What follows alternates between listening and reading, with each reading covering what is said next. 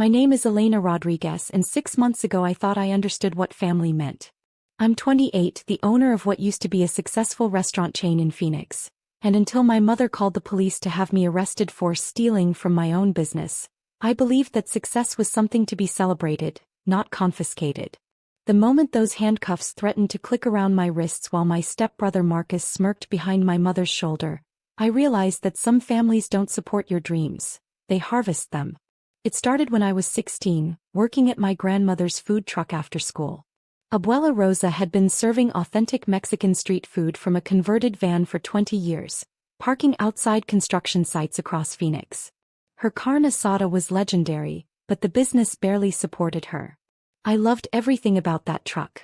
The sizzle of meat on the grill, the way customers' faces lit up when they saw us, the pride in Abuela's voice when someone complimented her recipes. But I also saw the missed opportunities. The inconsistent locations, the lack of marketing, the cash-only system that limited growth. Abuela, I said one afternoon as we cleaned the grill, what if we could serve more people? Multiple trucks, better locations, maybe even a permanent restaurant. She laughed with the tired wisdom of someone who'd spent decades making do. Mija, dreams are beautiful, but dreams don't pay rent. I was 17 when my mother married Richard Martinez, bringing his son Marcus into our family. Marcus was 21, charming in the way people who've never faced consequences tend to be, and completely uninterested in anything requiring actual work. He dropped out of college twice, spent 6 months finding himself in Costa Rica on Richard's dime, and spoke confidently about entrepreneurial vision while living rent-free. My mother, Sandra, had been a single parent since my father died when I was 8. She'd worked 2 jobs to keep us afloat, and Richard's financial stability represented security she'd never had. She began seeing Marcus not as her stepson, but as the successful child she'd always wanted. Marcus has such good business instincts, she would say after he'd pitched half-baked schemes requiring upfront investment but no labor from him. He sees the big picture. The big picture was always someone else doing the work while Marcus took credit for the vision. I spent senior year developing a real business plan for expanding Abuela's operation. I researched permits, studied successful food truck franchises, calculated startup costs. When I graduated, instead of going to college immediately, I asked Abuela if I could invest my college savings into modernizing her business. "You want to put your education money into an old woman's taco truck?" she asked, incredulous. "I want to put it into learning how to build something real," I corrected. "College will still be there. This opportunity might not be." We started small. New equipment, a point-of-sale system accepting cards, social media marketing, and regular locations so customers knew where to find us. Within 6 months, daily revenue had tripled. Within a year we had a waiting list of locations wanting us. I proposed expansion. 2 additional trucks with carefully planned routes and specialized menus. Abuela would oversee the original truck and train new staff. I would handle operations, marketing, and business development. We secured a small business loan, bought 2 used trucks and spent 3 months retrofitting them. I worked 18-hour days learning every aspect: cooking, inventory management, staff scheduling, health department regulations. By my 20th birthday, Rosa's authentic Mexican food had 3 trucks serving different areas of Phoenix. The success was immediate. Food bloggers discovered us. Local news featured our authentic family recipes with modern business savvy. Revenue grew from hundreds to several $1,000s daily across all trucks. That's when my family started paying attention. "Elena's doing really well with the food truck thing," my mother mentioned to Richard. "Maybe Marcus could get involved, bring some fresh perspective." Fresh perspective. Marcus had never worked in food service, knew nothing about restaurant operations, and spoke Spanish badly enough that our Latino customers found it offensive. But he had opinions about branding and leveraging our success for maximum growth potential. "You need to think bigger," Marcus told me during unsolicited consultations. "Food trucks are small time. You should be looking at brick-and-mortar locations, franchising opportunities." He wasn't wrong about thinking bigger. I'd been planning the next phase for months. But Marcus's version involved him taking over strategic planning while I continued handling operations. Essentially, him getting credit for vision while I did actual work. "I appreciate the input," I told him diplomatically, "but I've got expansion plans handled." Marcus's expression shifted, the charming smile taking on an edge. Elena, you've done great work getting this started, but you need people with real business experience. Real business experience. From someone whose longest employment had been a 4-month internship at his father's insurance office, which he'd quit because the hours were too restrictive. During family gatherings, Marcus would hold court about our family business and his plans for taking it to the next level. He always spoke as if he were already involved in decision-making, as if my role was implementation rather than leadership. By my 22nd birthday, we'd expanded to 5 trucks and opened our first brick-and-mortar location. Rosa's Authentic Mexican Food was featured in Phoenix magazine as one of the city's most promising small businesses. The restaurant had a 2-week waiting list for weekends. "This is incredible, Elena," my mother said during the grand opening. Marcus's ideas about expansion were really smart. Marcus's ideas. Ideas I'd been developing and implementing for 2 years while he offered commentary from the sidelines. "Actually, Mom, these were my plans," I said gently. "Of course, Mija," she interrupted, "but family input makes a business strong. Marcus really helped you think it through." Family input. As if Marcus's occasional suggestions carried the same weight as my years of 18-hour days, my financial investment, my relationships with suppliers and customers. Marcus began introducing himself to business contacts as Elena's business partner. He started attending industry events without invitation, representing himself as a key decision-maker. When business journals wanted interviews about our success, Marcus made sure he was included and quoted extensively about our family's entrepreneurial journey. The first direct challenge came when we were considering major expansion. 3 new restaurants in Tucson and Flagstaff. The investment was substantial and I'd been working with banks and investors for months. "Elena," Richard said during family dinner, "Marcus has some concerns about this expansion plan." Concerns. Marcus, who'd never been responsible for a business decision in his life, had concerns about my carefully researched growth strategy. "The timeline is too aggressive," Marcus said, pulling out prepared documents. "The capital requirements are unrealistic. Elena's letting ambition override sound business judgment." My ambition. The same ambition that had built our success from a single food truck to a thriving restaurant group. The conversation continued for 2 hours, with Marcus presenting every possible obstacle while I explained mitigation strategies. By the end, my mother and Richard were convinced that Marcus's cautious approach was more responsible than my aggressive growth plans. "Maybe you should consider bringing Marcus in as an official partner," my mother suggested. "2 heads are better than 1. Official partner. Someone who would have equal say despite never having invested time, money, or effort into building the company." The pressure intensified over summer. Every family gathering included discussions about Marcus's partnership. Richard began mentioning how proud he was of what the kids had built together. My mother started referring to Elena and Marcus's restaurants. When I was offered the opportunity to appear on a national television show about young entrepreneurs, my mother's response was immediate. "This is perfect for both of you. You and Marcus can represent the business together." "Mom, they specifically asked for me. It's about my entrepreneurial journey.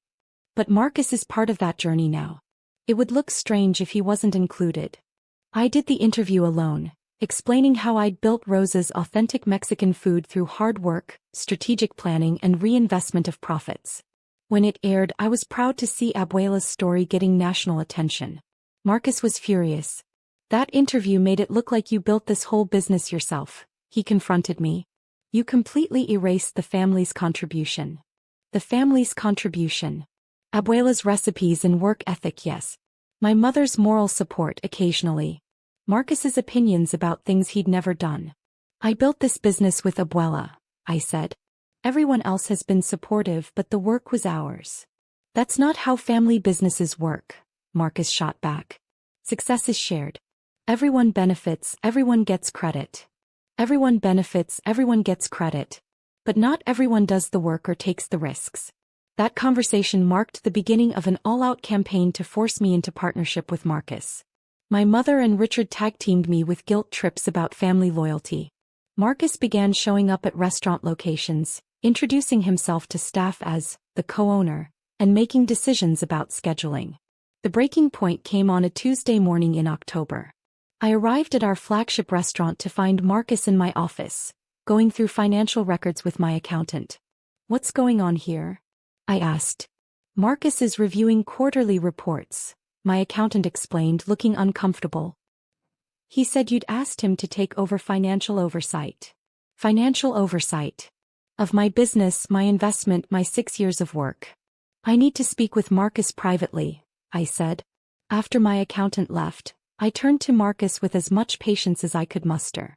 "You can't just show up and start making decisions about my business." "Our business," Marcus corrected. "And someone needs to be making responsible decisions around here." "Our business." The assumption that had been building for months finally stated openly. "This is my business, Marcus. I built it, I own it, I run it." Marcus leaned back in my chair with a smile that made my skin crawl. "Actually, Elena, I think you need to check your facts." He slid a folder across the desk. Inside were legal documents that made my blood freeze. Incorporation papers listing Marcus Martinez as co-founder and equal partner. Bank signature cards adding him as authorized signatory. Loan documents naming him as co-borrower. "What is this?" I whispered. "This is the legal reality of our family business," Marcus said. "While you've been focused on operations, I've been handling legal and financial structure. Having connections makes certain things easier to arrange." Connections. Richard's insurance contacts, his relationship with our family banker, his ability to present Marcus as a legitimate business partner to people who'd never met me. "These documents are fraudulent," I said, my voice shaking. "I never signed anything making you a partner." Marcus's smile widened. "Check the signatures, Elena. Everything's perfectly legal." I stared at the documents, recognizing my signature on papers I'd never seen. Then I realized what had happened. The stack of insurance updates and bank forms that Richard had asked me to sign over the past year. Paperwork I'd trusted him to handle while I focused on running the restaurants. "You forged these," I said. "I facilitated them," Marcus corrected. "Big difference. And now that our partnership is properly documented, we need to discuss operational changes." "Get out," I said quietly. "Elena, this is as much my office as yours now. Get out." I screamed loud enough that several employees came running. Marcus left, but not before making his position clear. "This isn't over, Elena. Family means compromise." I spent the rest of the day with my attorney, Elizabeth Santos, reviewing the fraudulent documents. The legal situation was complex. While the signatures had clearly been forged, proving that in court would be expensive and time-consuming. Meanwhile, Marcus could use the documents to interfere with operations. "There's another issue," Elizabeth warned. "If Marcus presents these documents to your banks or investors, it could create serious problems with your credit lines." That evening, I met with Abuela to explain what was happening. She listened in silence as I described the forged documents, Marcus's claims of partnership, the potential destruction of everything we'd built.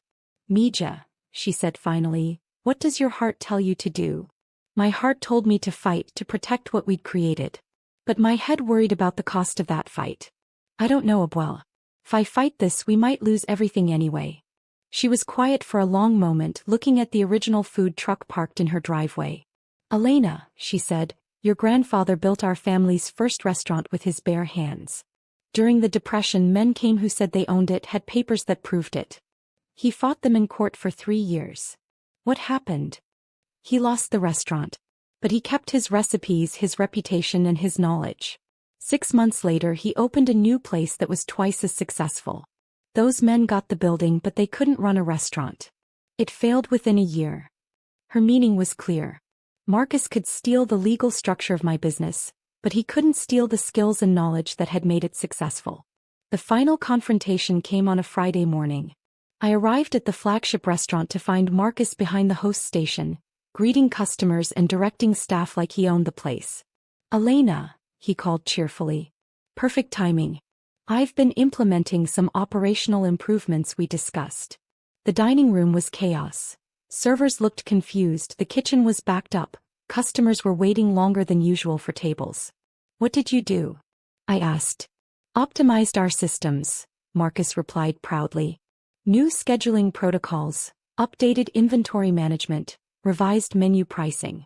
Small changes that'll add up to big improvements. Small changes. He'd rearranged everything that worked and replaced it with systems he'd read about but never tested. "If you're my equal partner," I said loud enough for customers and staff to hear, "then you can handle the lunch rush yourself. I'll be in the office handling paperwork." I walked to my office and made a series of phone calls. First to Elizabeth, my attorney. Then to Miguel Santos, a trusted restaurant manager who'd been wanting to start his own place. Finally to landlords of 3 prime locations that had been courting us. Through my window I could see Marcus trying to manage lunch service. He was in over his head within minutes. Customers complaining about wait times, servers asking questions he couldn't answer, kitchen staff ignoring his contradictory instructions. By 2 p.m. 2 customers had walked out without paying, the kitchen had run out of 3 menu items, and Marcus was hiding in the storage room overwhelmed. That's when my mother and Richard arrived, summoned by Marcus's panicked call.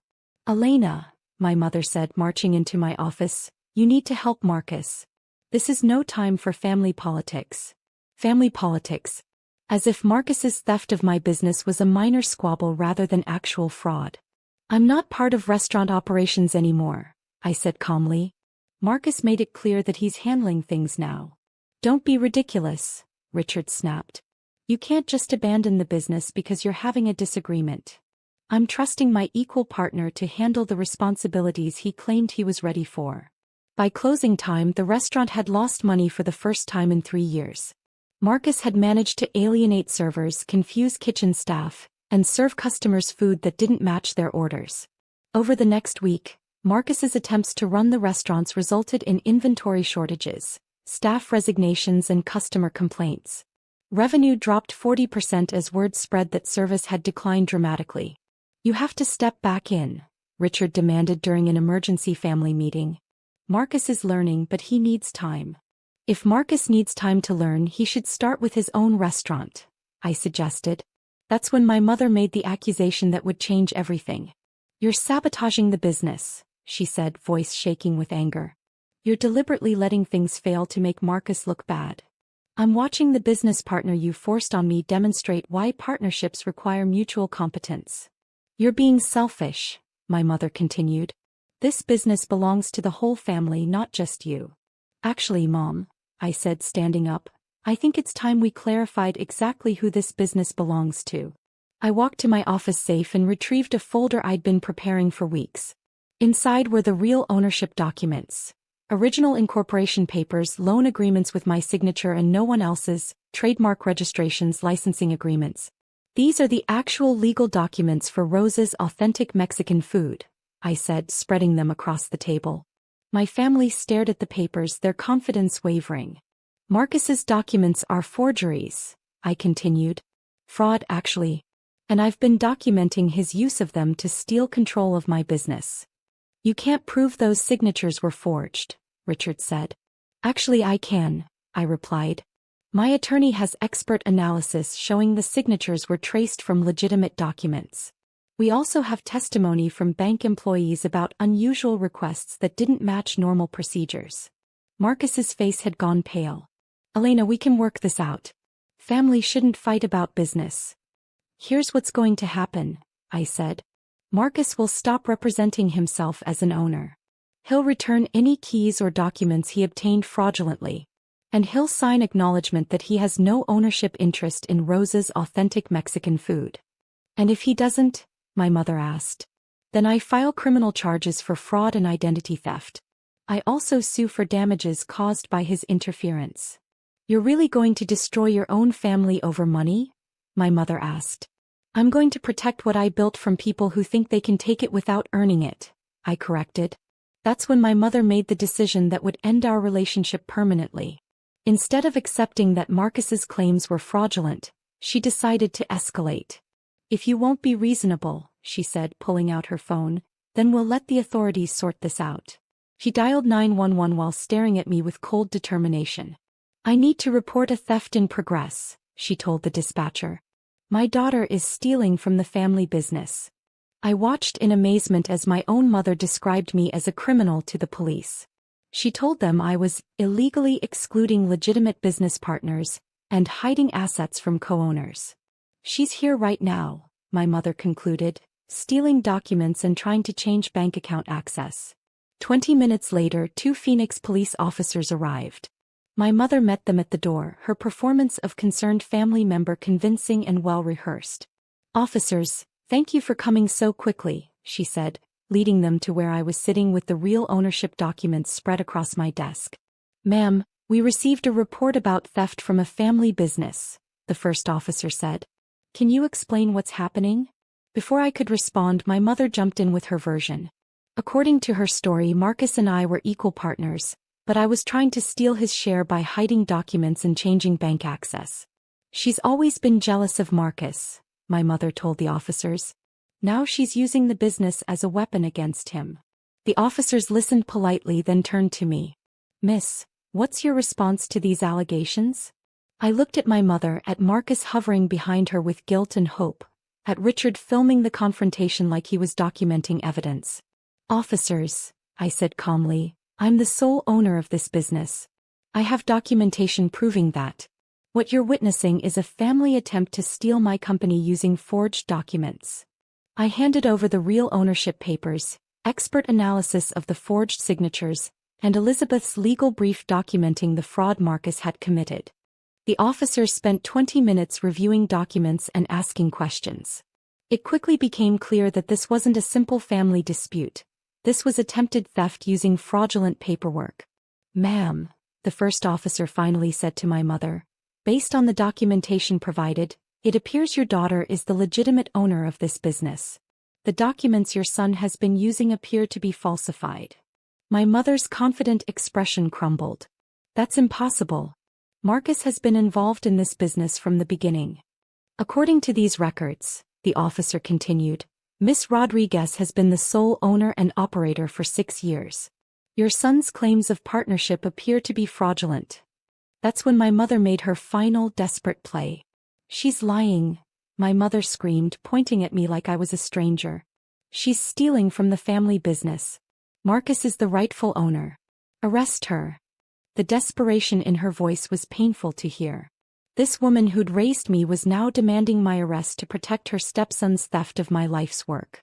I handed over my keys with a smile. I said to the officers, pulling the restaurant keys from my pocket and setting them on the desk. "If my family believes Marcus is the rightful owner, he's welcome to try running the business." "Miss Rodriguez," the second officer said, "are you voluntarily relinquishing access to the business?" "I'm allowing my family to discover what happens when someone who's never run a restaurant tries to operate 5 of them," I replied. What happened next was exactly what I'd expected. Within 30 minutes of my departure, Elizabeth arrived with 2 associates, a court stenographer, and enough legal documentation to fill a briefcase. "Mrs. Martinez," Elizabeth addressed my mother formally, "you've just forced the rightful owner of these businesses to surrender access based on fraudulent documents. Your son is now attempting to operate restaurants he doesn't legally own, using systems he doesn't understand." The legal implications hit my family like an avalanche.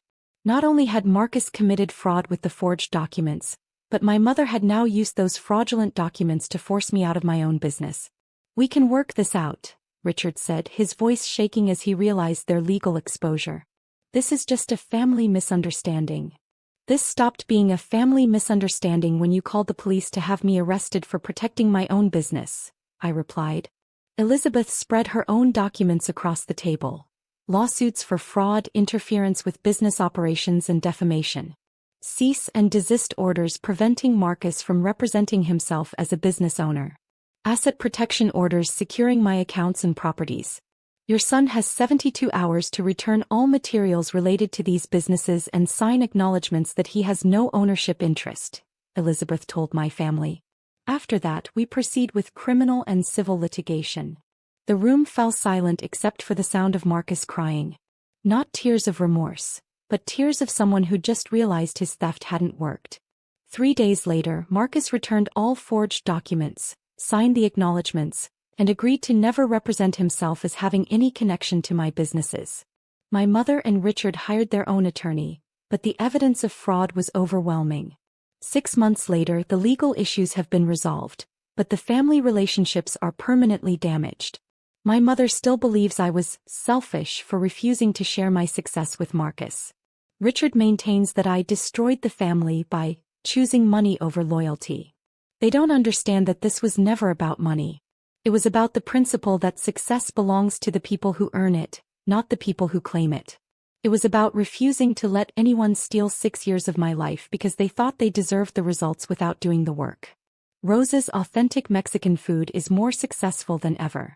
Without Marcus's interference, we've completed the expansion into Tucson and Flagstaff. The national television appearance led to franchise opportunities across the Southwest. Abuela and I opened a culinary school where we teach both traditional Mexican cooking and modern restaurant management. Marcus never started his own restaurant. Last I heard, he was selling insurance for his father, still talking about entrepreneurial ideas, but never implementing them. My mother sends birthday cards with notes about how she hopes we can put this behind us and rebuild our family relationship. She still doesn't understand that families aren't rebuilt by ignoring theft. They're rebuilt by acknowledging it and making amends. The handcuffs she demanded for my wrists never materialized, but the truth did. Sometimes the best thing your family can do for you is show you exactly who they are so you can decide exactly who you want to be.